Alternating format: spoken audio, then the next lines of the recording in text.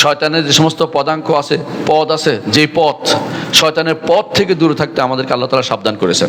সূরা নূরের 21 নম্বর আয়াতে আল্লাহ তাআলা বলছেন, ইয়া আইয়ুহাল্লাযীনা আমানু, হে ঈমানদারগণ, লা তাত্তাবিউ খুতুওয়াতিশ শায়তান, শয়তানের পদাঙ্ক অনুসরণ করো না।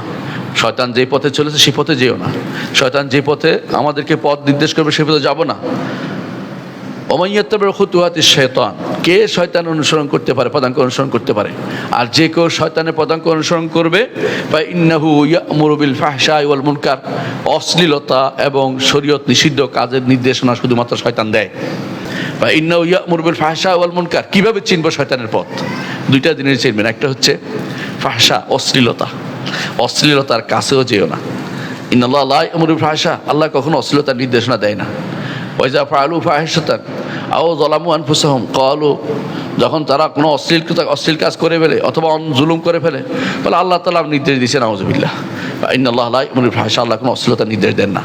যত অশ্লীলতা সব শয়তানের কাছ থেকে আসে, যত অশ্লীলতা সব শয়তানের কাছ থেকে আসে। অশ্লীলতা আমরা বুঝি, বুঝিয়ে দেওয়ার দরকার নেই। আর দ্বিতীয় হচ্ছে মুনকার, আল্লাহর মারুফের বিপরীত, যা কোরআন এবং সুন্নাহ আল্লাহ তাআলা করতে বলেছেন তার বিপরীত যা যা করে সবই মুনকার।